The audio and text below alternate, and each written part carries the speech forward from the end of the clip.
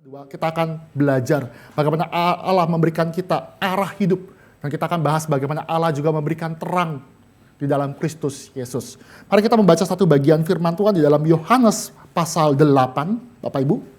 Yohanes pasal 8. Kita akan membaca secara bergantian ayat 12 sampai ke ayat 20. Yohanes pasal 8 ayat 12 sampai 20, saya 12. Bapak Ibu menyambut ayat 13 demikian sampai ke ayat 20. Maka Yesus berkata pula kepada orang banyak, katanya, akulah terang dunia, barang siapa mengikut aku, ia tidak akan berjalan dalam kegelapan, melainkan ia akan mempunyai terang hidup. Ayat 13. Kata orang-orang Farisi kepadanya, kau bersaksi tentang dirimu, kesaksianmu tidak benar. Jawab Yesus kepada mereka katanya, biarpun aku bersaksi tentang diriku sendiri, namun kesaksianku itu benar. Sebab aku tahu dari mana aku datang dan ke mana aku pergi. Tetapi kamu tidak tahu dari mana aku datang dan ke mana aku pergi. Kamu menghakimi menurut ukuran manusia, aku tidak menghakimi seorang pun.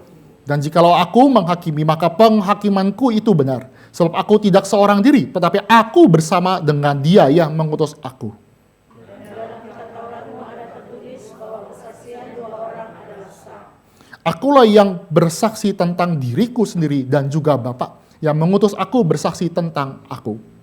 Maka kata mereka kepadanya, di manakah Bapamu? Jawab Yesus, baik aku maupun Bapakku tidak kamu kenal. Jikalau sekiranya kamu mengenal aku, kamu mengenal Bapa. Kata-kata itu dikatakan Yesus dekat perbendaharaan. Waktu ia mengajar di dalam bait Allah dan tidak seorang pun yang menangkap dia karena saatnya belum tiba. Demikian pembacaan firman Tuhan. Mari kita tundukkan kepala. Mari kita berdoa. Allah Bapa kami yang bertata dalam kerajaan surga. Kiranya Tuhan hadir memberikan kami kebutuhan yang terutama. Yaitu Engkau mengutus anakmu menjadi terang bagi hidup kami. Sehingga hidup kami boleh menuju kepada Engkau. Kami berdoa kiranya Tuhan memberkati baik hamba-Mu dan juga masing-masing yang mendengarkan kebenaran firman Tuhan. Biar firman Tuhan itu masuk ke dalam hati kami dan kami melakukan sesuai dengan kehendak-Mu. Terima kasih ya Bapak. Di dalam nama Tuhan Yesus kami berdoa. Amin. Bapak Ibu yang dikasih Tuhan, kalau kita misalkan naik pesawat, biasanya kalau naik pesawat dan menuju malam hari ya. Di malam hari pesawat itu membutuhkan yang namanya lampu sebelum dia mendarat. Kalau Bapak Ibu bayangkan di situ ada yang namanya rail, ada landasan. Tapi landasan itu nggak cuma landasan, tetapi dia butuh yang namanya kayak seperti mata kucing. Bapak Ibu tahu mata kucing untuk memberikan tanda bahwa ini loh rute pendaratan. Tanpa daripada itu, pesawat tidak mungkin bisa mendarat. Dia tidak tahu posisi di mana dia harus meletakkan roda yang pertama. Seberapa panjang landasan, seberapa cepat dia membutuhkan. Maka Bapak Ibu yang dikasih Tuhan berbicara tentang mengenai arah. Allah hadir dan dia menyatakan diri sebagai terang dunia. Mengapa saya katakan terang dunia? Karena Allah menyatakan dia juga yang memberikan arah bagi pertumbuhan kita, bagi hidup kita. Apalagi kita yang sudah jatuh di dalam dosa. Dia menarik kita kepada kebenaran. Dan kebenaran itu membawa kita kepada Bapa yang Maha Kuasa. Ini penting. Tapi sebelum itu kita mesti lihat setting pembicaraan di dalam Yohanes pasal 8. Di dalam setting, Bapak Ibu bisa lihat di dalam slide, dikatakan itu adalah hari raya Pondok Daun. Ini adalah hari raya yang penting sama seperti Paskah. Paskah itu Passover, ada lagi Pentakosta. Tapi festival ini adalah festival yang diatur sesuai dengan 5 kitab Musa. Hari ini penting dan juga hari-hari yang selalu diperingati. Mengapa ini menjadi peristiwa yang tidak kalah penting dibandingkan Paskah? Karena perkembangan liturgi. Jadi orang-orang Israel itu mengalami masa yang namanya pembuangan. Liturgi berkembang. Di masa kembalinya dari pembuangan, itu berdasarkan kitab Ezra dan juga Nehemia. Dan makna diperluas. Karena ini juga berbicara tentang janji pemeliharaan Tuhan bagi segala bangsa. Jadi Bapak Ibu, ini fenomena ini, festival ini juga diberlakukan oleh orang-orang Yahudi zaman sekarang. Apa yang dilakukan adalah mereka membuat suatu pondok daun. Bapak Ibu bayangkan pondok daun yang sementara, temporary. Jadi mereka kumpul semua ke Yerusalem. Mereka kumpul sekeluarga atau sesuku atau sekerabat-kerabat. Mereka berkumpul bersama-sama. Mereka selama 8 hari, 7 hari sebenarnya. Yaitu hari pertama, jadi 8 hari. Mereka memberikan persembahan yang terbaik. Itu sebagai festival di mana Tuhan sudah memberikan berkat selama musim panen, musim menuai, sehingga ditutup dengan festival yang namanya Pondok Daun itu sendiri. Dan di dalam setting ini, Yesus masuk, Yesus berbicara. Dan apa yang dilakukan oleh Yesus Kristus adalah kita melihat bahwa Yesus Kristus, saya masuk ke dalam poin 3, Yesus tuh memulai dengan suatu liturginya itu dengan meminum air. Bapak Ibu tidak perlu membaca, tetapi kita lihat di dalam pasal ke-7 yang di ayat 37 sampai 39. Itu membicarakan tentang air, tentang festival, puncak perayaan itu. Dia berkata, kalau kamu minum air ini, kamu nggak akan haus lagi. Jadi ini dan ditutupnya pada malam hari adalah festival, ada pelita atau lampu ataupun obor. Mereka berkumpul bersama untuk melakukan rekoleksi, melakukan suatu peringatan. Nah ini apa sih yang dimaksudkan? Karena mereka setelah dibuang dari Babel kembali ke Yerusalem, mereka menantikan Allah itu hadir. Mereka menantikan bahwa tempat Yerusalem ini, Pondok Palem ini semua sementara. Mereka menantikan nanti tanah perjanjian, di mana Allah benar-benar hadir dan bertahta seperti kerajaan Daud. Suatu liturgi yang sangat indah. Dan di puncaknya itu ada yang namanya festival, jadi ada tari-tarian juga ya. Tari-tarian, ada perempuan yang pakai obor, ada, ini kalau kita bicara nih ada mengaji. Tapi zaman itu mengaji, Mazmur itu mengaji sebenarnya, chanting. Mereka mengaji, mereka berbicara, dan itu ada seruan-seruan, ada tari-tarian. Dan tibalah pada puncak bagian malam harinya, itu dimatikan. Jadi lampu diredupin. Ketika diredupin, Yesus berkata, akulah terang dunia. Jadi mau mencerahkan kepada kita bahwa Yesus itu adalah terang, bukan hanya Israel, tapi terang bagi dunia. Semua orang dari seluruh suku-suku, bahkan seluruh dunia itu datang kepada Yerusalem, kepada Allah Israel. Dan Yesus itu setelah lampu mati, dia itu terang yang sesungguhnya hadir di tengah-tengah umatnya, bahkan kepada seluruh dunia. Jadi Bapak Ibu bisa lihat setting daripada perkataan Yesus. Injil Yohanes adalah Injil yang ditulis oleh seorang Yahudi. Maka dia sengaja menuliskan untuk membawa pesan kepada orang Yahudi. Yesus itu adalah Allah, Yesus adalah Mesias. Maka saya lanjutkan ke dalam slide berikutnya. Berbicara tentang Yesus adalah terang dunia. Maka terang itu mengikatkan pada poin yang pertama itu creation. Ada penciptaan. Kita perlu sadar bahwa Allah itu menciptakan yang paling pertama terang. Tanpa terang kita nggak bisa lakukan apapun. Maka hari pertama dia menciptakan terang, dan terang itu memberikan kita suatu rutinitas, suatu arah hidup, sehingga hidup kita bisa diatur. Tanpa terang kita nggak bisa yang namanya bergerak, tanpa terang kita nggak bisa melakukan aktivitas. Maka Tuhan berikan yang namanya terang itu di dalam kita, tata surya kita tuh matahari. Bapak Ibu sadar gak? Kita ini hidup diatur matahari.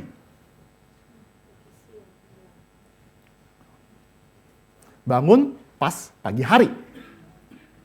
Tidur ketika kita sudah larut malam. Kita diatur oleh waktu 24 jam oleh yang namanya terang. Dan terang paling kita tahu adalah terang matahari. Tapi kalau kita lihat lebih dalam lagi, kita diatur oleh terang itu, terang matahari, di dalam musim. Sadar gak? Bapak Ibu, kalau kita hidup sekarang ini, kita di Indonesia sampai kapanpun dari tahun-tahun dulu sampai sekarang ya, itu hidup 2 musim. Kita hidup nggak pernah beli baju dingin, betul ya? Nggak pernah beli kita wol tebel gitu, nggak pernah. Tapi kalau ada orang yang tinggal di dalam 4 musim, dia harus menyediakan 4 tipe baju, 2 lah minimal. Musim panas dan musim dingin. Bahkan saya pernah ke negara yang 4 musim, itu sebelum pergi ke sana harus beli baju dingin, tapi sebenarnya nggak membantu juga, ujung-ujungnya beli juga di sana. Artinya apa? Ini bicara seluruh hidup manusia itu diatur oleh kehadiran terang, terutama matahari, dan hidup kita secara rutinitas diatur oleh terang itu. Maka Yesus mengatakan, akulah yang menentukan perang itu, dan aku menentukan arah itu di dalam hidup orang-orang percaya. Maka Bapak Ibu bisa nangkap di dalam bagian hal ini. Maka Injil Yohanes sengaja mengatakan bahwa terang itu di dalam konsep creation, dan creation itu membuat kita bisa melakukan segala sesuatu. Pernah gak sih Bapak Ibu kepikir, kalau misalkan musim itu bisa berantakan? Kalau musim itu berantakan ya, besok itu, saya lagi ngarang nih, Besok itu misalkan hujan badai, terus tengah harinya panas terik. Bapak Ibu pasti kalau begitu selama 2-3 hari pasti sakit. Betul ya? Kita nggak bisa beraktivitas, sulit sekali. Bayangkan kalau tengah-tengah di dalam kondisi panas itu muncul salju, kita bingung. Artinya apa? Tuhan itu baik.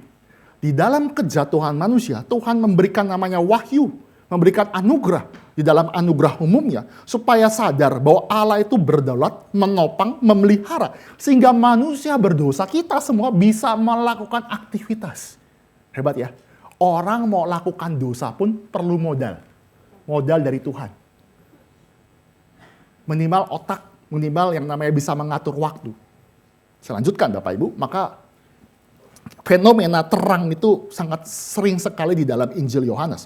Selanjutkan ke dalam terang ya, di poin kedua. Terang itu juga membicarakan pengalaman Israel di padang gurun. Ini ada namanya Shekinah atau awan kemuliaan. Ini menciptakan kehadiran Allah di tengah umatnya. Jadi kalau kita membaca ya tentang yang bagaimana perjalanan orang Israel ada di padang gurun, mereka akan ingat bahwa awan kemuliaan itu adalah awan yang menyatakan kehadiran Allah. Ada tiang api, ada tiang awan, itu adalah kehadiran Allah yang menuntun dia, saya akan elaborasi lagi, dan dinyatakan di dalam kemah suci. Maka Bapak Ibu kalau lihat di dalam, belum ada, sorry. Kalau Bapak Ibu lihat, maka di dalam Keluaran ya, kalau baca Keluaran itu kan dari Keluaran 1 sampai 20 kita semangat baca. Tapi kalau udah masuk 21 sampai 31 ya, itu kita malas baca. Percaya deh. Karena itu ngomongin tentang aturan imam, ada masalah bait suci. Nah, saya meng-highlight tentang bait suci, Bapak Ibu. Nah, bait suci itu diatur. Bahannya dari mana, luasnya di mana, prototipenya, blueprintnya dari Tuhan. Dan kehadiran bait suci ini ternyata itu menyatakan bahwa Allah itu hadir. Maafin bukan bait suci, tapi kemah ya. Kemah suci. Dan kemah suci setelah jadi, itu datang yang namanya awan kemuliaan, Shekinah. Menyatakan Allah berkenan. Allah berkenan hadir di tengah umatnya. Nah, bentuknya adalah awan kemuliaan, awan yang menerangi. Dan awan itu punya petunjuk ya, punya tugas. Nah, kita lihat di dalam poin berikutnya. Ternyata awan kemuliaan atau kehadiran Allah itu ternyata menjaga umat Israel. Bapak Ibu lihat di dalam Keluaran 14, kita lihat sedikit ya, Keluaran 14 kita lihat bagaimana Tuhan Yesus menyatakan dia sebagai terang yang sejati yang menuntun orang Israel, bahkan menjaga orang Israel. Bapak Ibu lihat di dalam Keluaran 14. Kita baca secara bergantian saja ya, ayat 19 sampai 25 untuk bisa mengerti konteks daripada bagaimana Allah menjaga orang Israel di tengah kepungan. Saya ayat 19, Bapak Ibu menjawab di ayat 20, demikian sampai ayat 25. Kemudian bergeraklah malaikat Allah yang tadinya berjalan di depan tentara Israel, lalu berjalan di belakang mereka, dan tiang awan itu bergerak dari depan mereka, lalu berdiri di belakang mereka. Ayat 20.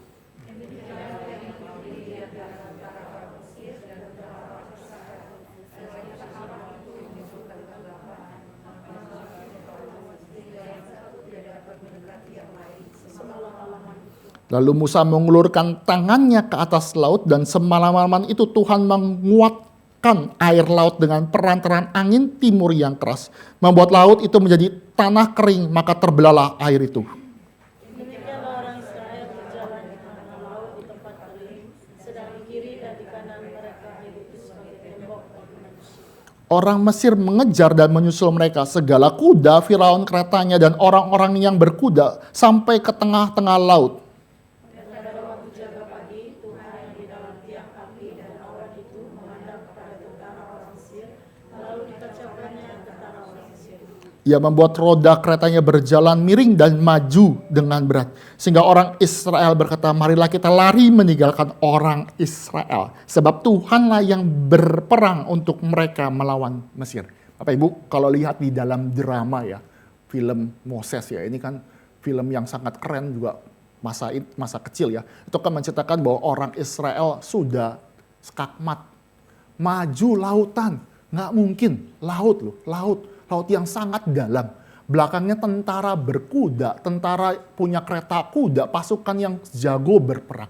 Maka itu udah nggak ada pengharapan, hopeless, nggak bisa menolong. Tapi lihat ya, tiang awan yang menuntun orang Israel pindah dari depan ke belakang untuk menghalangi orang Mesir dengan orang Israel. Dia menjaga orang-orang Israel dari kepungan. Dan Musa melakukan tugasnya membelah lautan. Mereka berjalan. Bukan hanya itu saja, di dalam cerita, di tengah-tengah kondisi pelautan, Tuhan hadir mengacau balaukan orang-orang Mesir. Lihat ya, Tuhan itu menjaga loh, memprotek. Kehadiran Tuhan itu sangat-sangat diinginkan oleh orang Israel. Bahkan di dalam zaman Tuhan Yesus. Bisa menjaga sesuatu yang tidak mungkin.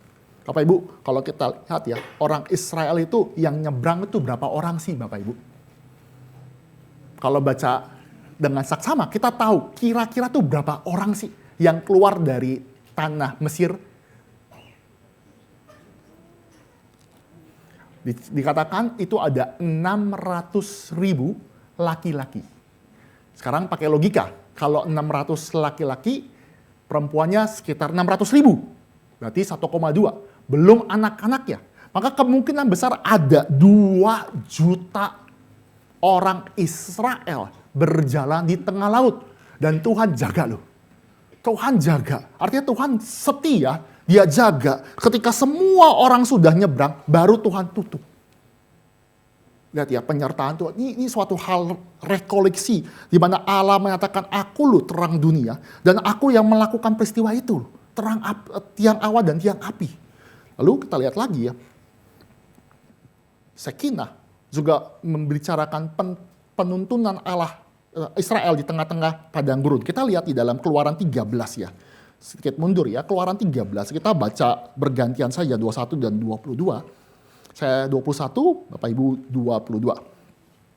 Tuhan berjalan di depan mereka pada siang hari dalam tiang awan untuk menuntun, lihat ya, ada kebutuhan arah mereka di jalan, dan pada waktu malam dalam tiang api untuk menerangi mereka sehingga mereka dapat berjalan siang dan malam. Ayat 22.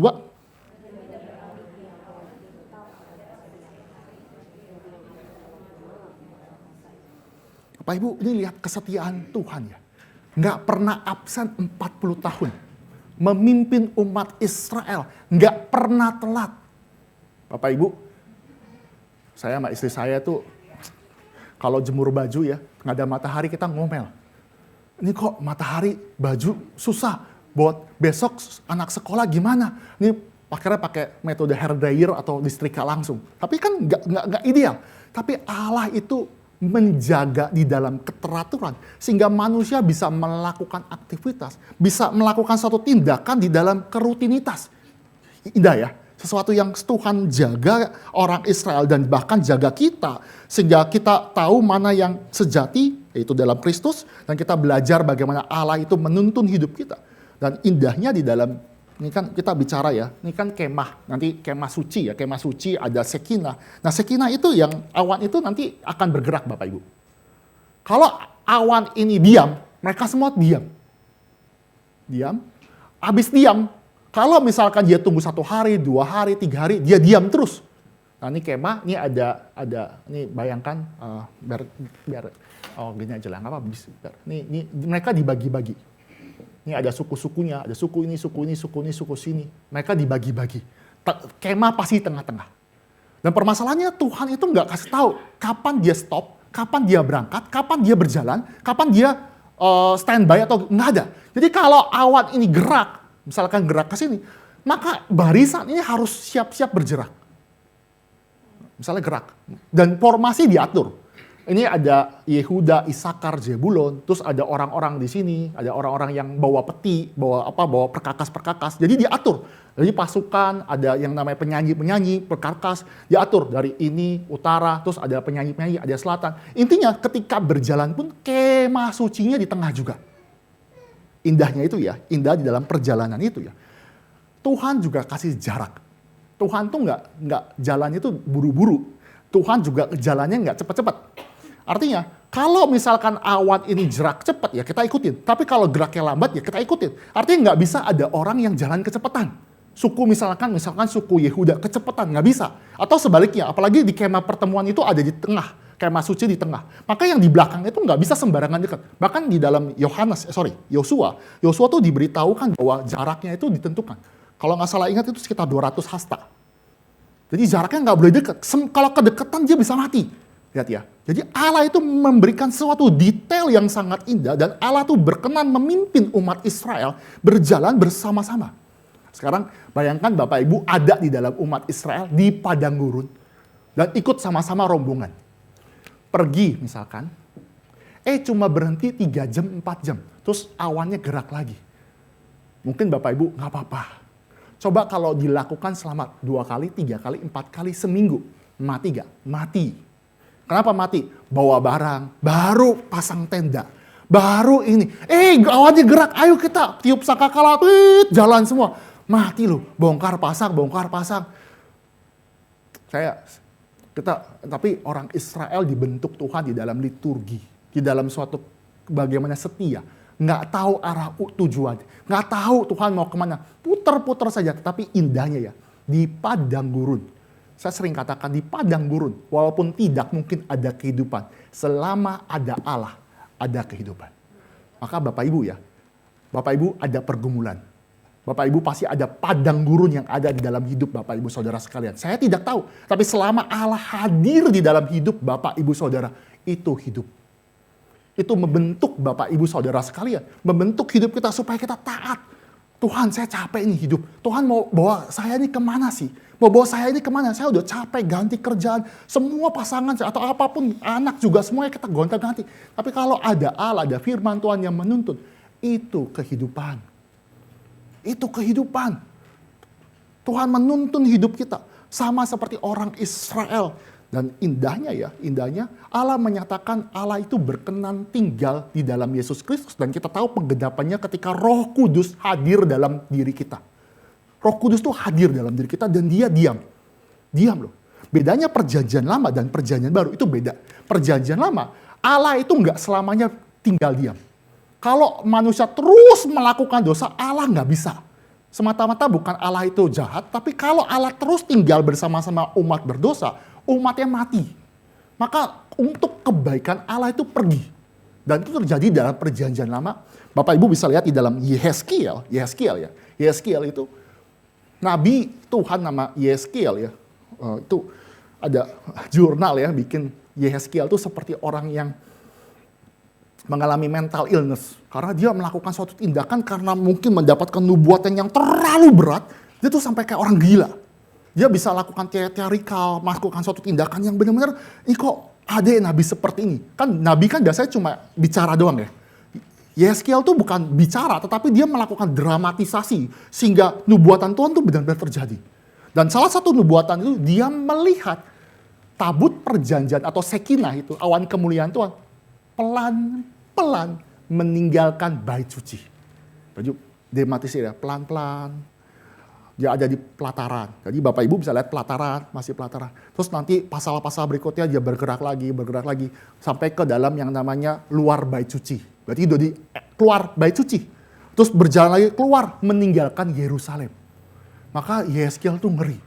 Wah, berarti Tuhan sudah meninggalkan. Dan oleh sebab itu bait suci bisa dihancurkan.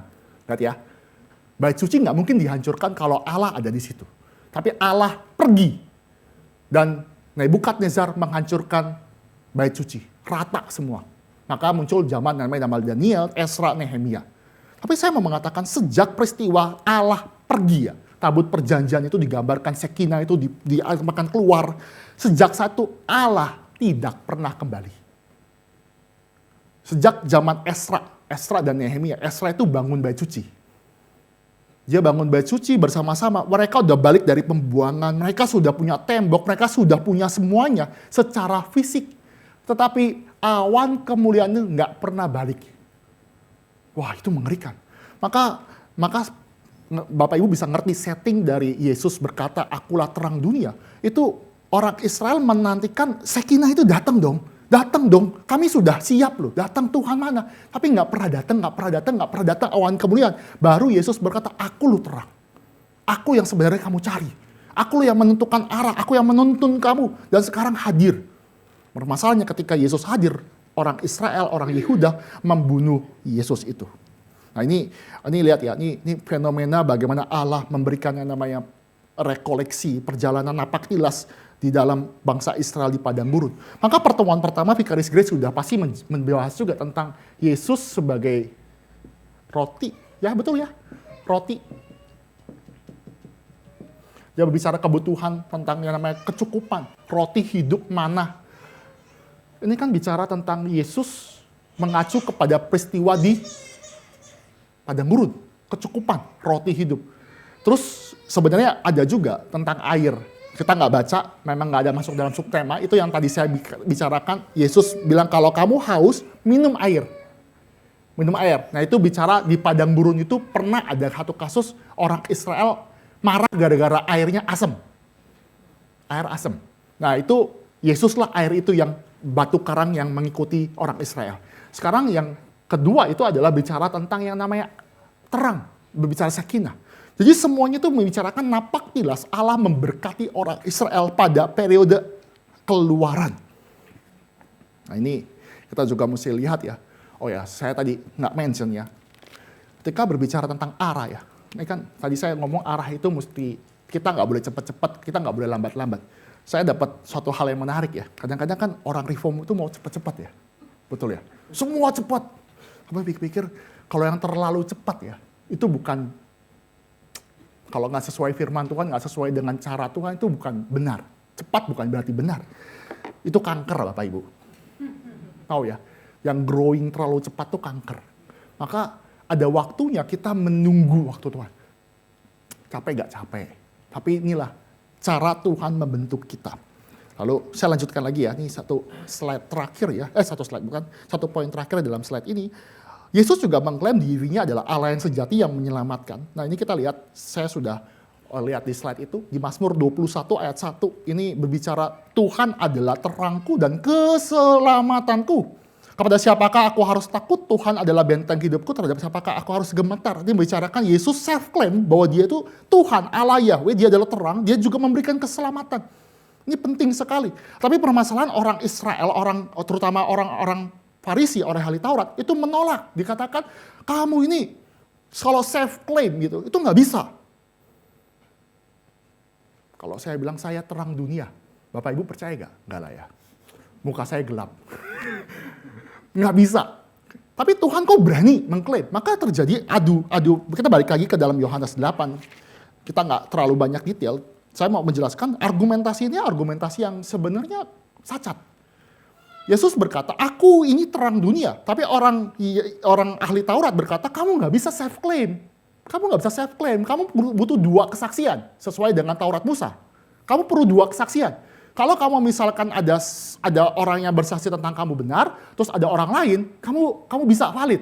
Tapi permasalahan itu ada kesalahan di dalam logika berpikir daripada ahli Farisi, bahwa kesaksian 2 orang itu adalah kesaksian di dalam konteks kriminalitas. Bapak Ibu, peristiwa, maka kalau kita ingat peristiwa Salomo ya, Bapak Ibu ingat peristiwa Salomo yang terkenal? Salomo itu pernah mengadili kasus yang sangat-sangat berat. Karena ada perempuan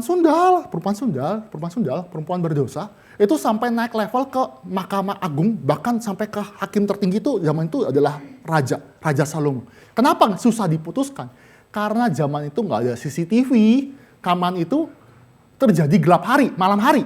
Kan ada seorang perempuan yang tuker bayi, karena bayinya mati. Artinya tuh nggak ada saksi mata. Sulit, tapi ada hikmat dari Salomo, Tuhan memberikan hikmat ke Salomo, sehingga Salomo itu bisa menentukan mana yang benar, mana yang salah. Sekarang kita balik lagi ya, di dalam konteks ini, itu adalah konteks kriminalitas, susah menentukan yang mana benar salah kalau nggak ada saksi mata. Permasalahan Yesus itu bukan kriminal. Yesus itu bukan orang jahat yang dituduh, kamu mesti punya 2 saksi kalau kamu klaim. Maka testimoni yang harus kita bisa pakai, atau cara alat penggaris atau pakai ukuran menyatakan bahwa Yesus klaimnya benar, kita pakai yang lain. Nah, kita lihat sedikit ya. Kita lihat Keluaran 18. Keluaran 18, kita baca ayat 21 dan 22. Bukan Keluaran, Ulangan, maaf ya, Ulangan. Saya salah catat, Ulangan 18, Bapak Ibu, Ulangan 18 tentang Nabi. Ayat 21 dan 22. Saya 21, Bapak Ibu boleh menyebut 22. Ulangan 18 ayat 21 dan 22. Saya 21, Bapak Ibu 22. Ulangan. Jika sekiranya kamu berkata dalam hatimu, bagaimanakah kami mengetahui perkataan yang tidak difirmankan Tuhan? Ayat 22, Bapak Ibu.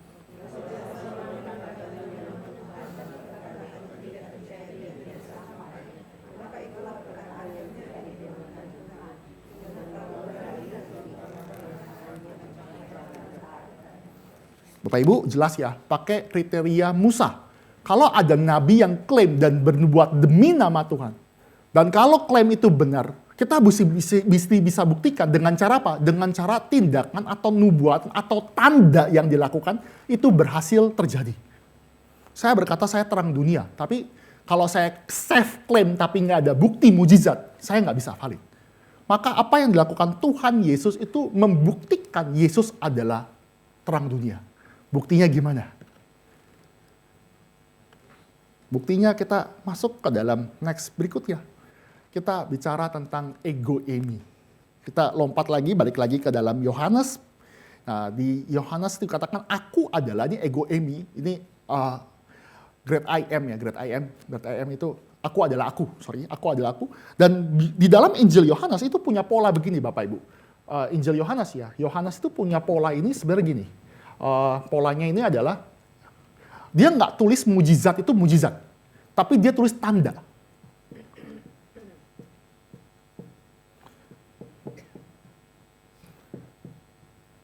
Tanda dan great I am gini. Bapak Ibu kalau bisa bertemu dengan kalau misalkan orang berkata aku adalah Allah Yahweh, dia harus berikan tanda bahwa dirinya adalah Allah Yahweh. Khusus di dalam pertemuan yang lalu, dia adalah roti. Maka dia berikan tanda tentang mana. Ada tandanya. Khusus di dalam yang namanya aku adalah terang, dia berikan contoh. Dia berikan tanda. Itu adalah orang buta sejak lahir melihat. Nangkep ya? Bapak Ibu kalau mau pengen lihat bukti kan tanda pesulap, apapun lah, magician tanda dia sakti mandraguna yang hebat, dia bisa lakukan sesuatu. Yesus membuktikan self claim bahwa dirinya adalah nabi, bahkan lebih dari nabi. Itu dengan cara apa? Kita lihat sekilas saja di ayat pasal 9 di dalam Injil Yohanes. Kita lihat ya, nih saya lihat. Yesus sendiri yang mengatakan dia the light yang unik, bukan a light salah satu. Ini ada perbedaan ya. The light di dalam bahasa Inggris itu the light mengatur unik, bukan salah satu. Dan dia menggunakan tanda mujizat untuk mengklaim. Nah ini orang buta dicelikan. Nah, kita boleh baca lagi biar kita dapat ini. Yohanes 9 ayat 1 sampai 7 ya. Kita baca bergantian lagi biar dapat konteksnya. Saya ayat 1, Bapak Ibu 2, kita gantian sampai ayat 7, Yohanes 9. Waktu Yesus sedang lewat, ia melihat seorang yang buta sejak lahirnya, ayat 2.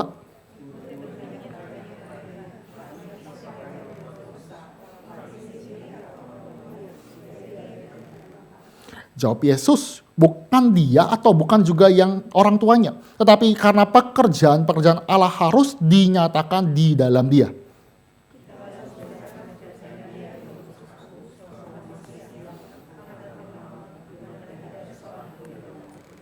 Selama aku di dalam dunia, akulah terang dunia.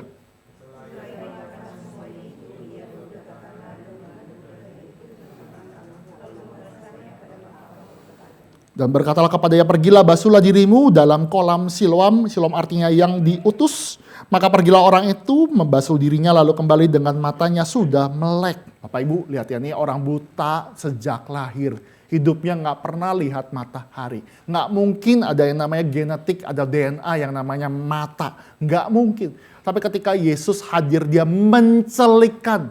Dan salah satu tanda Mesias yang tidak bisa terbantahkan di dalam perjanjian lama, perjanjian baru adalah nanti Mesias akan melakukan mukjizat yang tidak pernah dilakukan di dalam perjanjian lama. Orang mati bisa dibangkitkan. Karena ada Elisa, ada Elia pernah bangkitkan. Ada orang lumpuh, ada orang kusta, ada Naaman. Ada banyak sekali peristiwa-peristiwa mujizat-mujizat. Bagaimana Allah melakukan tanda-tanda bahwa ini adalah nabi yang diutus di dalam perjanjian lama.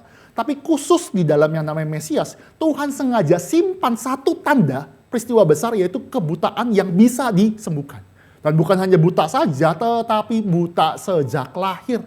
Jadi klaim daripada, lihat ya, tadi saya tesis statement saya mengatakan bahwa Musa itu punya kriteria. Kalau ada nabi yang mengklaim nama Tuhan dan dia melakukan nubuatan dan nubuatan terjadi, kamu harus percaya. Dan Yesus pada pasal 9, dia berkata, aku lu the great I am. Aku Mesias dan aku buktikan tanda, dan sesuai dengan hukum Musa, saya lakukan dan memberikan bukti bahwa orang buta itu bisa melihat. Lihat ya, ini pola yang terjadi dalam Injil Yohanes. Nanti ini kan karena subtema kedua, nanti subtema berikutnya akan ketemu pola begini. Jadi ingat, tanda dengan mujizat, tanda dan great I am selalu ada. Nanti minggu depan tanda yang klimaksnya ini, bukan minggu depan, berapa minggu ke depan itu ada yang namanya Lazarus dibangkitkan. Tuhan kasih great I am-nya apa? Gampang. Akulah kebangkitan dan hidup. Kan ngomong akulah kebangkitan dan hidup kan gampang ya. Aku ini punya banyak uang, buktinya apa? Nah, Tuhan bilang aku kebangkitan dan hidup. Dia kasih tanda mujizat, Lazarus 4 hari bangkit. Jadi baca Injil Yohanes seperti itu. Dia punya tanda-tanda, dia mengatakan bahwa dirinya itu melebihi segalanya. Oke. Tapi bagaimana responnya? Responnya gimana? Responnya adalah, kita masuk ke dalam poin kedua. Responnya adalah orang fasik, orang Yahudi, orang-orang Farisi itu adalah orang fasik yang menolak tanda, menolak Yesus. Dia mengatakan bahwa di dalam Yohanes 9 ayat 16a, ya saya langsung tulis di sini. Maka kata sebagian orang-orang Farisi itu, orang ini tidak datang dari Allah sebab ia tidak memelihara hari Sabat. Jadi ini nggak mungkin dari Tuhan. Ya, padahal tandanya tuh begitu jelas. Nah, kita lanjut lagi, bagaimana justru orang butanya itu kebalik. Ini plot twist Bapak Ibu, baca Alkitab plot twist. Orang buta nggak pernah lihat matahari, nggak pernah lihat secara jasmani. Tetapi ketika Yesus hadir, justru orang buta ini ngajarin firman Tuhan. Nah, kita lihat ya, kita baca Yohanes 9 ayat 28 sampai 33. Ini orang butanya juga kurang ajar kalau dilihat gini. Ngajarin ahli-ahli Taurat ya. Ini di STT kita ada 3 profesor. Profesor Ben, Profesor Pak Billy, Profesor Pak Stefri yang baru di ini ya, 2 orang itu. Tiba-tiba ada saya sok-sok ngatur-ngatur 3 profesor terus. Siapa lu? Nah ini sumpah seperti ini. Kita lihat di dalam Yohanes 9 ayat 28 sampai 33. Saya 28, kita lanjut bergantian. Sambil mengejek mereka. Ini si orang buta ini yang baru sembuh. Sambil mengejek mereka berkata kepadanya, engkau murid orang itu, engkau murid orang itu, tetapi kami murid-murid Musa. Ayat 29.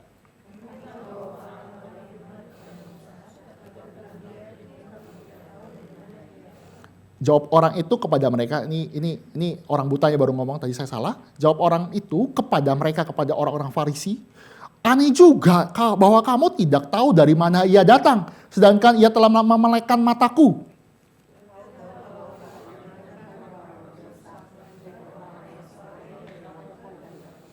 Dari dulu sampai sekarang tidak pernah terdengar bahwa ada orang yang memelekkan mata orang yang lahir buta. Berarti ini ngajarin orang ahli Farisi. Dan ayat 34 jawab mereka, engkau ini lahir sama sekali dalam dosa dan engkau hendak mengajarkan kami. Lalu mereka mengusir dia keluar. Lihat ya, ini proses yang sangat indah ya. Proses yang sangat indah. Justru orang buta itu malah melihat dengan benar. Justru dia malah ngajarin Yesus itu dari Allah. Yesus itu adalah Allah, datang dari Bapa. Jadi orang buta itu malah ngerti firman Tuhan.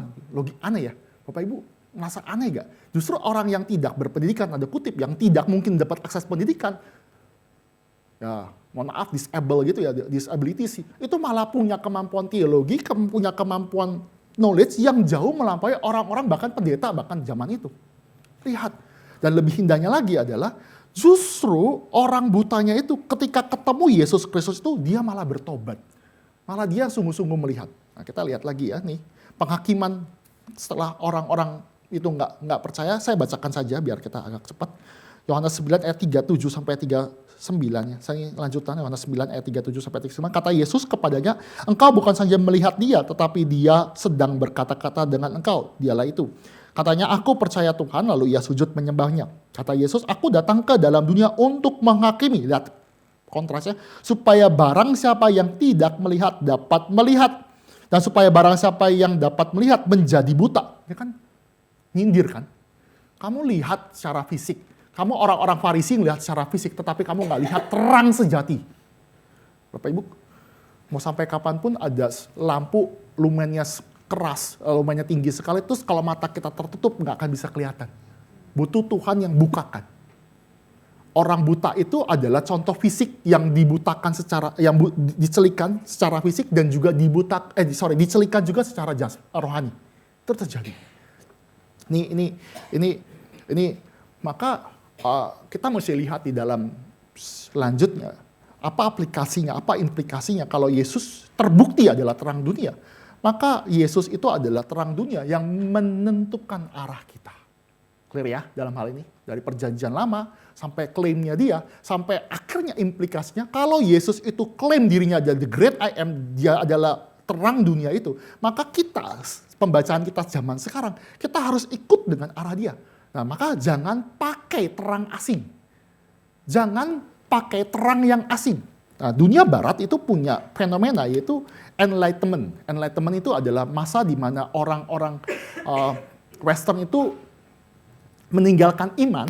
Mereka udah nggak percaya lagi iman yang ada di dalam Roma Katolik ya. Zaman itu Roma Katolik. Mereka meninggalkan dan percaya bahwa namanya rasio, progres itu bagus. Progres itu justru menentukan arah. Kalau orang punya rasio bagus, enlightenment itu menentukan segala sesuatu. Tapi apa akhirnya?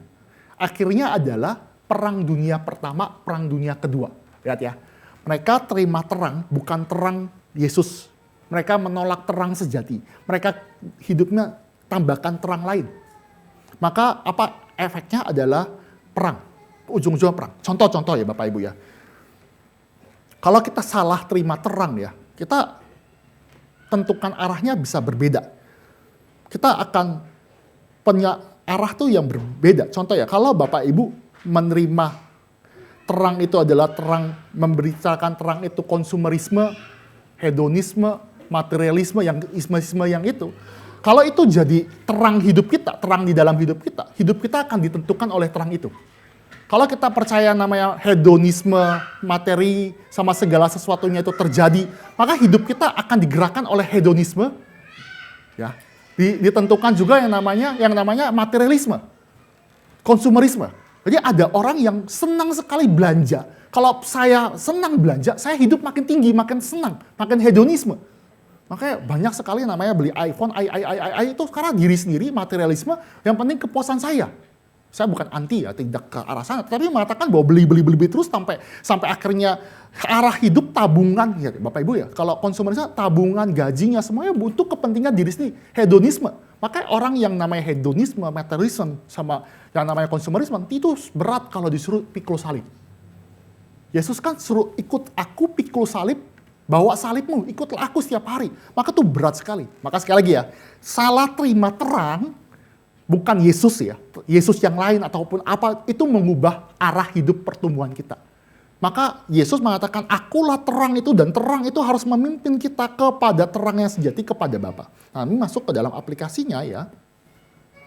Maka Tuhan Yesus hadir dalam dunia bukan kita terang saja, kita punya terang sukacita ya, punya Alkitab. Enggak, Tuhan minta kita untuk berjalan bersama dengan terang itu, dan terang itu yang menuntun kita ke dalam keselamatan dan ke dalam eskatologi. Jadi ini lihat ya di dalam hal ini, ini saya agak pelan ya, biar bisa lihat. Kalau Bapak Ibu punya senter, punya pelita, punya alat penerangan apapun, Bapak Ibu yang tentukan arah, betul ya? Kalau rumah mati, Bapak Ibu punya senter. Cuma Bapak Ibu doang yang punya senter atau ini. Sedangkan anak-anak nggak punya senter. Maka kita ini yang menentukan arahnya kan, betul ya? Kita punya kuasa, kalau kita punya terang, kita tentukan kuasa, betul ya? Tetapi berbicara tentang Yesus sebagai terang, itu bukan kita yang punya Yesusnya kita peralat, beda ya. Tapi Yesus itu yang menentukan arah kita.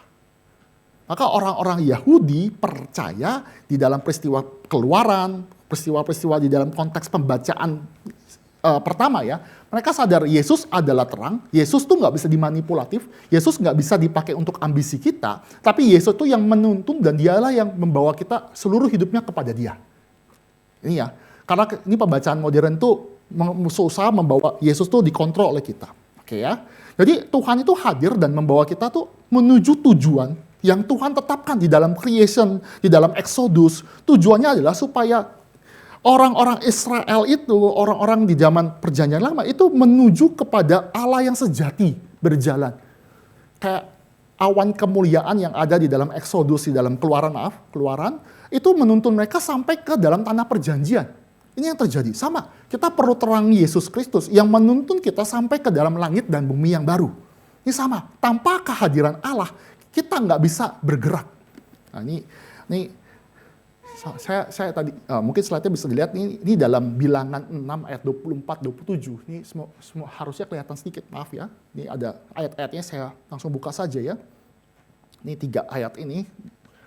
Ini Bapak Ibu, kan di dalam doa berkat yang pendeta juga sering kasih doa itu kan, Allah memberkati dan menjaga engkau. Tapi ada perkataan Allah menyinarimu dengan wajahnya. Itu artinya berbicara tentang sinar. Artinya Tuhan tuh mau membawa umat Israel itu mendapatkan keselamatan. Membawa yang namanya keselamatan, bukan hanya keselamatan saja, tapi kepada eskatologi. Contoh ya, Yesaya 49 ayat 6. Terlalu sedikit bagimu hanya untuk menjadi hambaku, untuk menegakkan suku-suku Yakub dan untuk mengembalikan orang Israel yang masih terpelihara. Tapi aku akan membuat engkau menjadi terang bagi bangsa-bangsa, supaya keselamatan yang daripadaku sampai ke ujung bumi. Ini tujuan daripada Israel dan nanti digenapi Yesus Kristus. Nah Yesus Kristus tuh juga membawa terang, membawa eskatologi keselamatan bagi segala bangsa. Yesaya 60, ini sama Yesaya, bagimu matahari tidak lagi menjadi penerang pada siang hari, dan cahaya bulan tidak lagi memberi terang pada malam hari.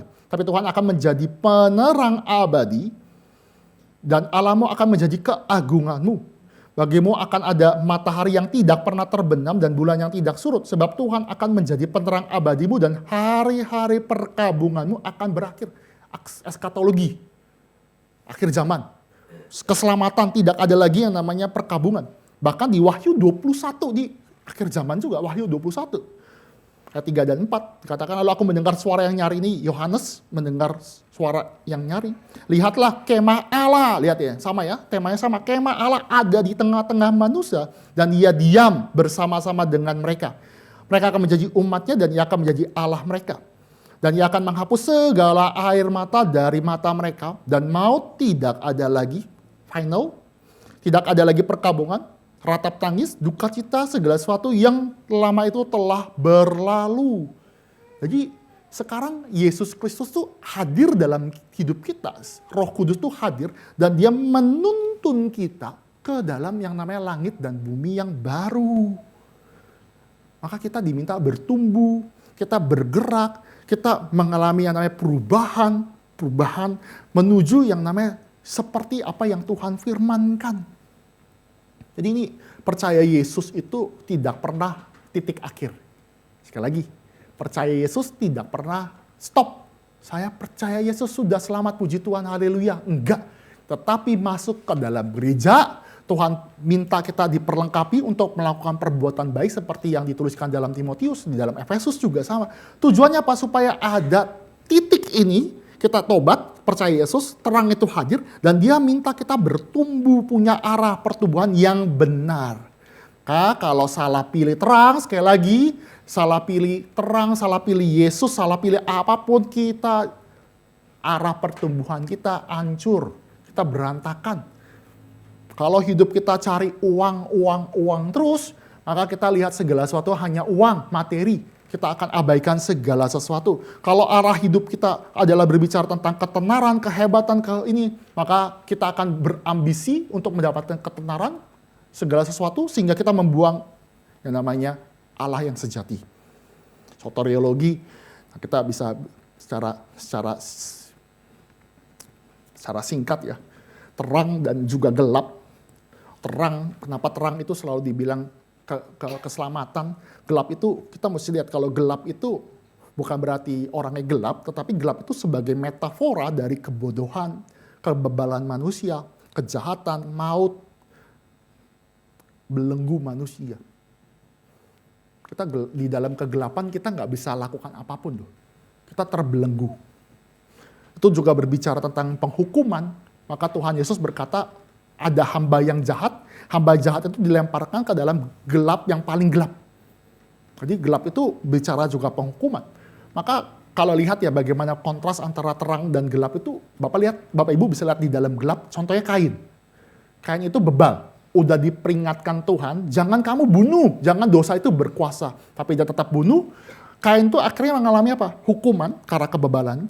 Dia juga mendapat apa? Terputus dari sumber kehidupan, diasingkan. Maut, hubungan, terputus. Ini contoh. Nanti semuanya itu nanti akan kita dapatkan di dalam Yesus Kristus sebenarnya. Soteriologi dan juga eskatologi. Kita nggak bisa percaya bahwa Yesus itu cuma percaya karyanya saja tanpa yang namanya pribadi Yesus Kristus. Kita harus punya Kristus dan karya di dalam keselamatan kita. Nih, kenapa kita bisa percaya Yesus sebagai terang kita?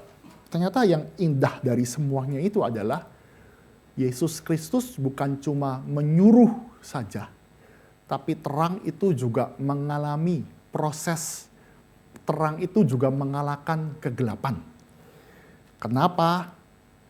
Karena Kristus juga mengalami turun ke dalam dunia berdosa.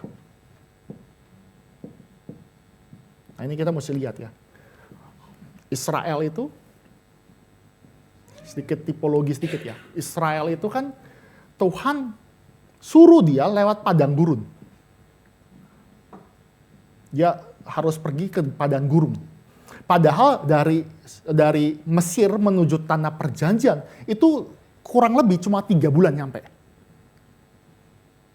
Jadi dari Mesir sampai ke tanah perjanjian itu cuma 3 bulan. Tapi kenapa sampai 40 tahun? Tuhan sengaja, dia berkata dalam Alkitab, jangan sampai mereka lupa atau kecepatan sehingga mereka pulang kembali ke Mesir. Maka Tuhan pilih jalan yang sulit, pilih jalan ke padang gurun. Jadi sengaja. Israel harus lewat padang gurun baru sampai namanya tanah perjanjian. Nah, Yesus juga sama. Yesus sebagai Israel sejati yang menggantikan Israel yang gagal, dia bukan masuk ke dalam padang gurun saja. Dia masuk ke dalam dunia yang berdosa, dia taat total, mati di atas kayu salib, dia lewatin juga padang gurun, dia bukan cuma suruh doang, dia kasih teladan, dia bahkan menaklukkan itu. Sehingga dia bisa bawa kita ke dalam langit dan bumi, heaven and new earth ya, heaven and new earth. Dia bawa. Dan dia ngajak kita bersama-sama. Israel ini gagal. Tapi Israel kedua, yaitu Yesus Kristus, berhasil dia bawa kita dan dia mengajak kita ikut bersama-sama. Maka kita lihat lagi Yohanes 8. Bapak Ibu lihat lagi Yohanes 8. Yohanes 8 ayat 12. Saya bacakan bagi kita, maka kita akan ngerti. Maka Yesus berkata pula kepada orang banyak di tengah-tengah kondisi sudah gelap, di tengah-tengah the festival pondok daun sudah selesai. Yesus berkata, akulah terang dunia, dan dia mengajak barang siapa ikut aku, ia tidak akan berjalan dalam kegelapan, melainkan ia akan mempunyai terang hidup. Dia ajak kita. Terang itu membawa kita ke dalam pertumbuhan, memimpin kita kepada Allah yang sejati di dalam Kristus Yesus. Kita bisa datang hanya di dalam Yesus Kristus. Bapak Ibu, kalau ada yang berkata dia itu berasal dari surga, kita harus bisa buktikan. Cuma Yesus yang bisa buktikan. Cuma Yesus yang bisa buktikan. Bapak Ibu, saya nggak pernah pergi ke yang namanya ke daerah-daerah yang namanya Pontianak, Kalimantan, yang daerah-daerah Sangir itu Sanggau maksud saya, kepikiran Sanggau. Saya nggak pernah, tapi kenapa saya bisa tahu bisa ini ya mungkin dari Google. Tetapi saya mau mengatakan bahwa orang yang berasal dari kota itu, tinggal di sana, hidup di sana yang bisa mengetahui. Yesus itu dari surga dan dia tahu jalan ke surga. Kalau Bapak Ibu diajak pergi ke surga, tapi orang itu nggak pernah ke surga, gimana caranya? Orang yang bisa bawa kita kepada Bapa adalah orang yang tinggal bersama Bapa, yang hidup yang bersama-sama dengan Bapa. Yesus bisa membawa kita kepada langit dan bumi baru, bertemu dengan Allah Bapa, dapat persetujuan yang indah. Kenapa? Karena dia juga berasal dari Bapa. Nutup slide terakhir, Bapak Ibu. Kebutuhan akan arah yaitu mengikut Yesus. Ini saya tutup ya di dalam satu kutipan dalam bahasa Inggris. Jadi Bapak Ibu bisa lihat. Nah ini di dalam J.C. Ryle berkatakan, to summarize, to follow Christ is to commit ourselves wholly and entirely to Him as only leader and savior, and to submit ourselves to Him in every matter both of doctrine and practice. Saya akan parafrase saja. Untuk mengikut Yesus Kristus itu artinya berkomitmen hidup kita secara utuh, holy, secara utuh kepada Kristus sebagai leader, sebagai pemimpin, dan juga sebagai juru selamat. Dan kita harus tunduk kepada dia di dalam doktrin dan juga praktikal dan praktis. Maka ketika Yesus berkata kepada semua orang, ikutlah aku, dia berhak. Dia juga berhak juga menentukan arah hidup Bapak Ibu Saudara sekalian. Dan di bawah pimpinan Yesus Kristus kita juga ikut taat setia kepada dia. Maka panggilan kita sebagai umat percaya itu bukan cuma masuk surga saja, tetapi kita akan ada namanya perang spiritual. Prajurit-prajurit spiritual itu kan taat sama panglima. Panglima itu Yesus Kristus. Dan panglima itu punya bijaksana, punya kemampuan, kita punya segala sesuatu. Panglima itu juga bisa mengatur segala sesuatu, kapan kita mesti siap. Ketika panglima itu suruh kita maju, kita siap sedia, kita ada prajurit. Prajurit kan nggak pernah nanya kan, Tuhan mau kemana? Panglima nggak pernah. Dia yang atur, kita ikut. Dia meminta kita cepat atau lambat, itu aturan daripada Tuhan Yesus Kristus. Dia minta kita gerak, kita tunduk. Kenapa? Karena kita percaya bijaksana Yesus Kristus melimpah. Kita nggak bisa ya ikut Tuhan itu so ide tahu ya. So ide itu punya ide sendiri ya. Tuhan, kayaknya saya punya peta baru nih. Kita serang sebelah sana aja, terus kita jalan ke sana, kita jalan ke sini. Nggak bisa, Bapak Ibu. Kita nggak bisa, kita ikut dia. Artinya sebagai prajurit kita benar-benar tunduk kepada dia. Kita sebagai hambanya, kita melayani Tuhan kita. Kita melakukan segala apa yang Tuhan perintahkan.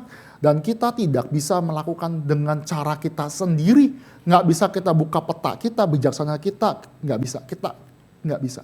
Ini ada satu yang saya dapat ini sebenarnya waktu ini. Bapak Ibu ada orang nih dalam perahu ya, anggap aja perahu ya, gambar ini perahu. Perahu, ini perahu ya Bapak Ibu. Ini ada banyak orang ya. Anggap aja perahu ini sebagai gereja ya, sebagai gereja gitu. Untuk bisa sampai ke tujuan ya, sampai ke tujuan ini gereja ya, komunal. Kita ngomong komunal ya. Semua orang ini harus berusaha ya, bekerja sekeras-kerasnya. Contoh ya, kayak misalnya tuh yang orang farming itu apa sih, yang pacu itu, dayung itu kan mesti sama-sama mendayung kan. Permasalahan berikutnya bukan cuma mendayung juga, tapi arahnya mesti benar. Nggak bisa nih orang yang di depan nih, dayungnya sebelah kanan, yang ke sebelah ini dayung sebelah kiri. Dia muter di tempat. Atau di sini balik arah, dia bikin ini. Nggak bisa. Tapi kalau ditanya ya, orang ini sama orang ini sama-sama kerja keras gak? Kerja keras. Ya dayung tuh kerja keras kan, tapi arahnya beda. Bener gak? Salah. Yesus suruh kita dalam gereja, Tuhan sedang memberikan kita pergumulan dalam membangun gereja, membangun gedung gereja. Maka kita satu visi mengerjakan semuanya untuk pekerjaan ini. Kita sama-sama melayani di dalam pelayanan-pelayanan, ada yang namanya doa pagi, ada yang namanya pengajar. Satu visi, kenapa? Ya, karena memang satu arah, satu tujuan, kita satu perahu. Kita nggak bisa balik badan, bikin ide kita sendiri, jalan sendiri, terus kita berkata, saya udah kerja loh buat Tuhan. Tapi kalau arahnya salah, berantakan. Berantakan Bapak Ibu. Nah, ada pertanyaan di dalam saya penjelasan ini. Kalau gitu, kalau kita ikut Tuhan dengan seutuhnya, kita nggak tunduk, itu kan radikal ya? Memang radikal. Wah, serem ya ngajarin radikal. Tapi radikalnya kita tuh radikal yang indah. Karena firman Tuhan mengatakan kita ini sudah dibeli. Tubuh kita bukan tubuh kita. Tubuh kita itu sudah dibeli oleh darah Kristus dengan darah yang mahal. Maka persembahkan tubuh kita bagi kemuliaan Tuhan. Karena muliakanlah Tuhan dengan tubuhmu. Nah, ini kiranya memberkati kita ya, menentukan arah kita baik dalam pertumbuhan doktrin, pertumbuhan pelayanan, pertumbuhan segala sesuatu untuk Tuhan. Jangan bawa terang yang palsu. Nanti tumbuhnya salah. Jangan juga asal bawa terang terus kita gerak sendiri-sendiri, nggak bisa. Kita bersama-sama, kita sama-sama lakukan untuk kemuliaan nama Tuhan. Nanti kita sama-sama nih, sama-sama ke langit dan bumi baru. Lagu yang keren itu kan, We Are Marching to Zion. Kita nyanyi sama-sama loh, ke Sion, ke Sion. Tapi ke Sionnya arahnya beda kan nggak bisa ya. Sion, Sion, Sion, ke Sion kan benar-benar satu arah. Itu marchingnya seru loh. Bersama-sama kita mengerjakan pekerjaan Tuhan, suatu hal yang indah. Ya, tentu di dalam kapasitas kita.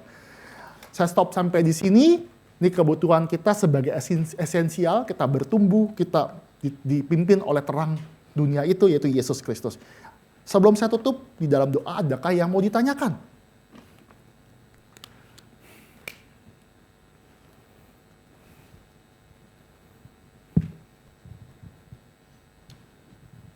Silakan, ada yang mau ditanyakan? Atau ada hal yang mungkin menurut saya, Bapak Ibu saya terlalu cepat, bisa ditanyakan kembali?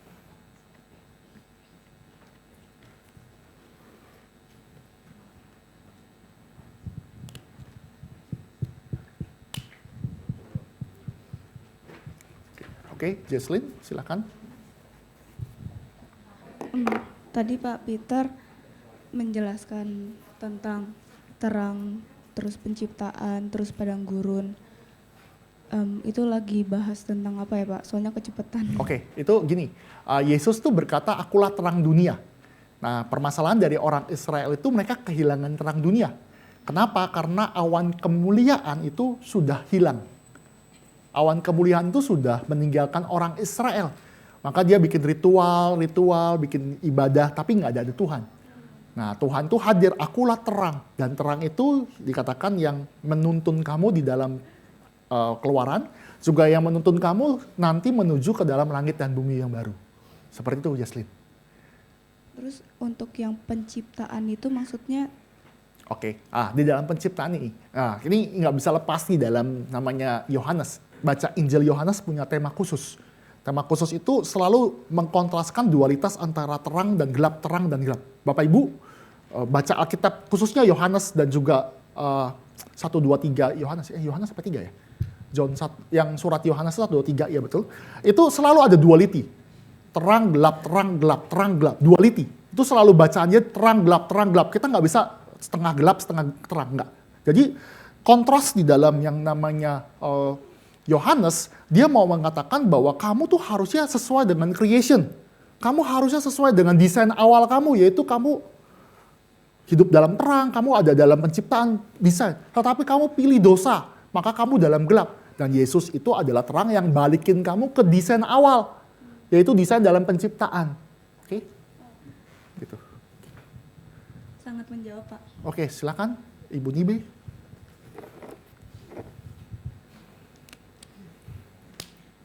Saya cuma mau nanya, ini sih, setahu saya Kitab Yohanes ini itu pendengar pertamanya itu adalah orang non-Yahudi dan orang Yahudi tapi yang sudah berdiaspora atau yang berbahasa Yunani ya katanya. Sementara kalau kita dari arti tadi terang itu sendiri itu sangat berkaitan dengan kehidupan orang Yahudi ya. Betul. Bagaimana orang non-Yahudi saat itu mendengar gitu ya, sementara kan mereka tidak mengalami hal itu gitu ya. Saya berpikir kenapa Yohanes memakai analogi ini gitu, sementara pendengarnya itu kan ada yang non-Yahudi yang mungkin tidak mengerti begitu ya. Apa itu yang terang yang dimaksudkan, yang menurut penciptaan orang Yahudi dan mengalami yang namanya keluar dari Mesir, mereka nggak mengalami itu begitu. Itu yang Oke. pertama.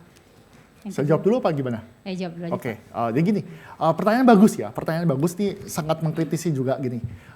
Memang Injil Yohanes tidak semuanya kepada orang non-Yahudi, tapi ada orang Yahudi juga. Jadi itu mix.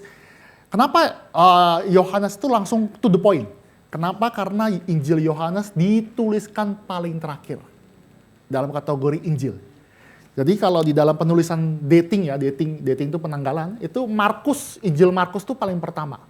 Sangat singkat, Markus. Baru abis itu Lukas dan Matius. Saya lupa urutannya. Baru terakhir Yohanes. Artinya pembaca daripada Injil Yohanes diasumsikan sudah baca 3 Injil ini. Nangkep? Jadi dia menambah kesaksian berikutnya. Contoh ya, kenapa Yohanes itu sebagai penulis terakhir. Dia nggak ceritakan tentang Yesus di zaman dia lahir dari gembala, palungan. Kenapa? Udah dijelasin, lu ngapain lagi baca? Intinya lu baca Alkitab gitu. Contoh kenapa Yohanes itu penulisan terakhir. Bapak Ibu, ini salah satu contoh ya. Ini studi Alkitab nih sebenarnya. Alkitab menarik sekali. Bapak Ibu tahu nggak siapa nama yang dipotong kupingnya oleh Petrus? Malkius. Tapi di dalam Injil sinoptik itu Matius, Markus dan Lukas itu nggak pernah sebutkan siapa yang memotong. Nggak pernah disebutkan siapa yang motong. Jadi salah satu di antara itu potong. Baru di Injil Yohanes dikasih tahu Petrus.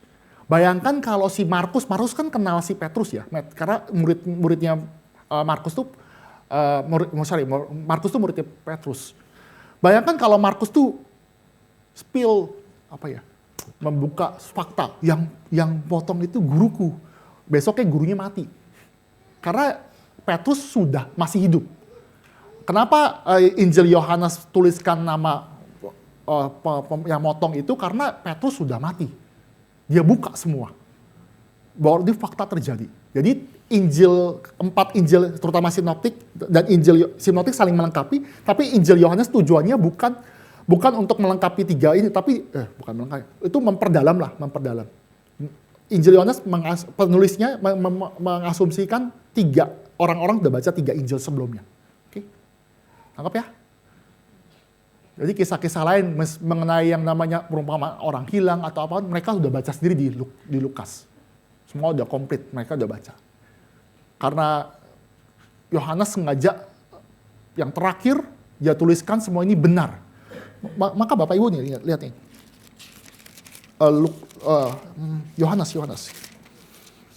Yohanes 20 ayat 30 sampai 31 saya bacakan saja ya, Yohanes 20. Ini tujuan daripada penulisan Yohanes. Memang masih banyak tanda lain, nih ngomong tanda yang dibuat Yesus di depan mata murid-muridnya yang tidak tercatat dalam kitab ini. Tapi semua yang tercantum di sini telah dicatat supaya kamu percaya bahwa Yesuslah Mesias Anak Allah dan supaya kamu oleh imanmu memperoleh hidup dalam namanya. Jadi ini dicatatkan tujuannya untuk keselamatan dalam Yesus Kristus dan mereka penulisnya itu mengasumsikan udah membaca 3 Injil sinoptik. Oke. Nah, pertanyaan kedua, apakah perlu lagi? Jadi buat saya aja sih Pak, yang punya anak juga di rumah ya. Saya tadi berpikir gimana ya konsep. Kan selama ini saya tahunya oke, Yesus adalah terang, itu sebuah konsep yang sering sekali kita ajarkan di sekolah minggu gitu ya. Dan ya udah terang dalam arti dari apa? Yang saya tahu itu adalah terang. Kenapa disebut terang? Karena dunia ini penuh dengan dosa, gitu ya, gelap, maka Tuhan Yesus datang gitu. Terus jadi terang, kemudian menebus kita dari dosa gitu ya. Tapi kan tadi dari apa yang Bapak paparkan, ternyata makna terang itu begitu banyak ya, termasuk tentang kehadiran Tuhan gitu ya, dan ternyata Tuhan. Saya pikir, saya tadi berpikir ya, gimana ya caranya ya supaya makna yang banyak ini juga bisa kita ajarkan ke anak-anak gitu. Saya agak kesulitan tadi ya, apakah Bapak bisa memberikan begitu ya, bagaimana mendaratkan hal ini bisa kita masuk ke anak-anak gitu ya. Karena sejujur saya juga sedikit curhat aja ya, anak saya yang pertama itu tuh suka waktu tidur dia nanya, dia kan takut hujan, takut petir gitu. Terus ya saya bilang Tuhan itu menjaga juga kita gitu ya. Nggak usah takut. Emang Tuhan lihat kita? Iya, Tuhan lihat kita. Kok Tuhan bisa lihat kita? Tapi kita nggak bisa lihat Tuhan gitu ya. Pertanyaan seperti ini lah ya. Ya saya bilang karena ya kita terbatas gitu ya. Banyak hal yang kita nggak bisa lihat, ada sebenarnya termasuk Tuhan. Kita nggak bisa lihat tapi Tuhan belum ada karena kita terbatas. Iya, tapi di mana gitu ya? Maksudnya dia kayak bertanya seperti apa sih Tuhan itu? Apakah dalam hati kita? Apakah dia saking begitu besarnya begitu ya? Bisa sampai melihat sekecil apapun. Ya saya sih kemarin coba kasihnya cuma saya kayak di akuarium deh Nara. Kamu bisa lihat kan semua ikan itu bisa kan?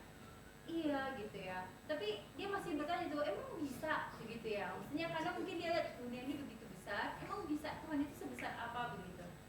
Dan kalau saya pikir ini mau bagaimana ya mengajarkan kalau anak-anak ini mengerti bahwa Tuhan itu benar-benar adalah terang, gitu ya, terang yang bukan hanya ya kayak lampu begitu doang gitu ya, tapi ada makna yang dalam yaitu dia ada di samping kita gitu, menyertai gitu melalui tiang awan, tiang itu ya.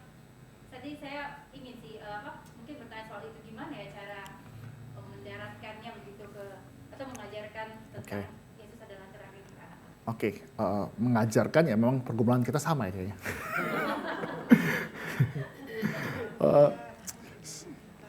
Karena dipikir-pikir gini, kita dibentuk oleh pengajaran dunia modern itu kita mesti mengerti dulu baru percaya. Tapi cara pola Alkitab enggak. Kita percaya dulu dan kita mulai mengerti. Orang Israel tuh nggak pernah dikasih tahu ya, Tuhan kenapa sih puter-puter selama 40 tahun? Tuhan kenapa sih mesti puter ke sini? Kenapa mesti urutannya ini? Enggak. Itu pembelajaran dunia modern. Pembelajaran dunia modern mengajarkan kamu harus tahu ini, baru kamu ngerti. Jadi dari otak dulu baru turun ke kaki, ke hati, ke kaki. Tapi penjelasan Tuhan itu, pembentukan umat Allah itu selalu bicara tentang hati dan arti mengasihi. Kalau kamu mengasihi Allah, kamu bakal mengenal Dia, kamu akan belajar. Jadi arahnya tuh bukan arah ke dalam knowledge, tetapi dalam kehidupan sehari-hari, liturgikal. Nah, gimana cara mengajarkan anak? Ya sebenarnya dengan memberikan teladan, contoh. Saya percaya sih kalau ngajarin anak tentang kehidupan itu perlu waktu yang panjang sekali. Panjang. Jadi kalau sekali berhasil kita curiga, ini benar gak ya? Ini something nih. Ini benar gak ya?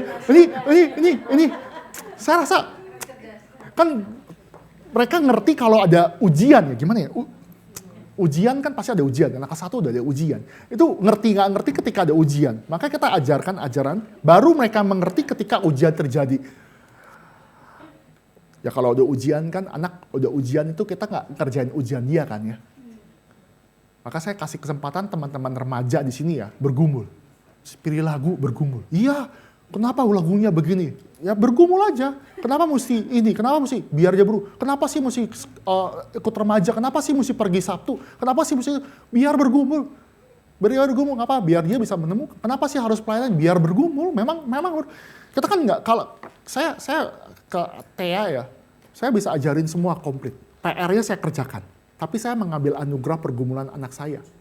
Maka ada kesempatan bagi kita sebagai orang tua ya, membiarkan. Tujuannya bukan membiarkan, tapi mengajarkan dia bergumul di dalam kebenaran. Ya semoga dia tidak jatuh dalam dosa, tidak jatuh di dalam yang namanya hal-hal yang lain. Kita topang di dalam firman, dalam gereja. Mungkin begitu ya pendidikan. Jadi perlu yang panjang, kalau bahasa yang sederhana, jujur saya juga kewalahan, perlu mungkin pakai AI kali ya, pakai gambar-gambar atau apa. Mungkin begitu, Bunyi B, cara praktisnya. Saya seperti itu. Menarik loh, saya baru kepikiran ya. Bapak Ibu, anak zaman sekarang itu ternyata lebih suka makan sayur daripada zaman dulu. Saya, oh ya, oke. Dulu kan dipaksa ya kita. makan, oke, enggak, oke lah. Saya mau mengatakan gini.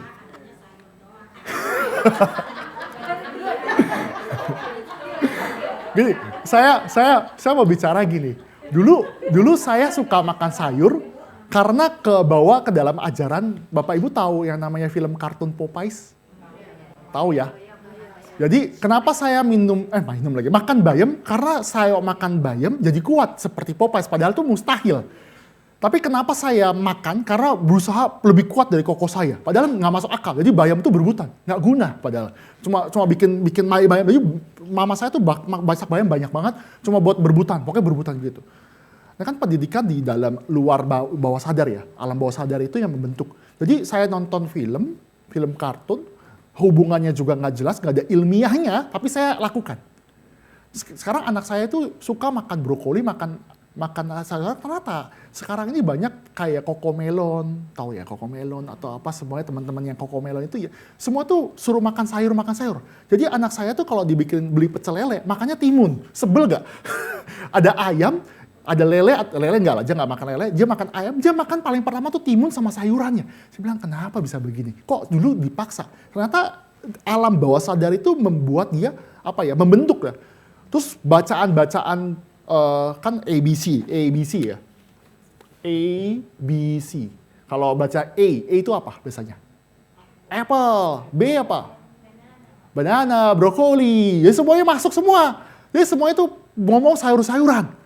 Jadi pembelajaran ini secara nggak sadar membentuk anak-anak. Dan saya percaya Bapak Ibu yang melayani Tuhan, yang benar-benar mendidik anak, dengan kesaksian, dengan kita di dalam khotbah nggak buka HP, terus kita catat, itu membentuk di dalam alam bawah sadar. Mama, papa melayani, taat kok hari Sabtu datang ke gereja, ngapain, itu membentuk dan itu lebih baik dibandingkan kita kasih knowledge yang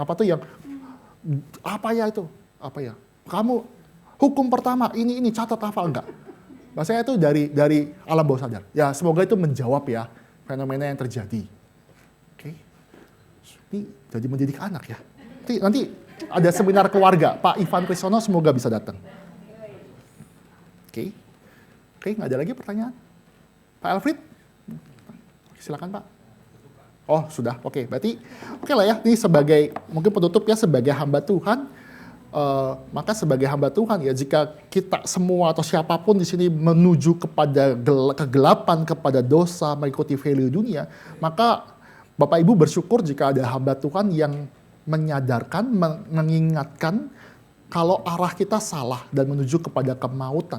Maka jangan sedih, jangan marah, atau jangan boring ketika hamba-hamba Tuhan itu terus meneriakkan dengan jelas bahwa Yesus adalah terang sejati dan dialah yang membimbing kita kepada arah pertumbuhan.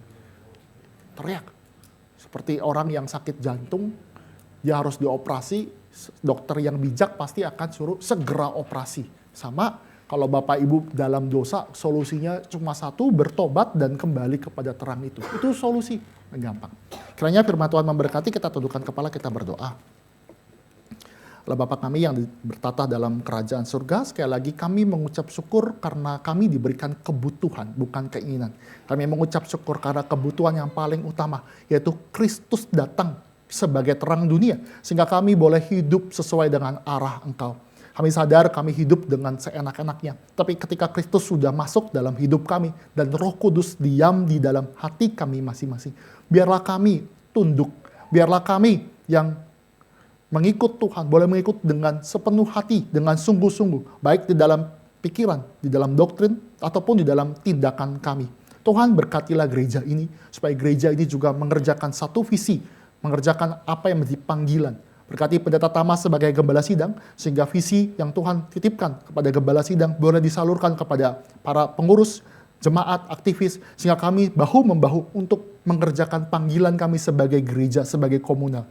Tuhan berkati kami sebagai orang-orang yang juga bergumul di dalam mendidik anak, juga mengajarkan, memberikan teladan. Kiranya Tuhan berikan kami kekuatan untuk bisa melakukan panggilan ini dengan benar.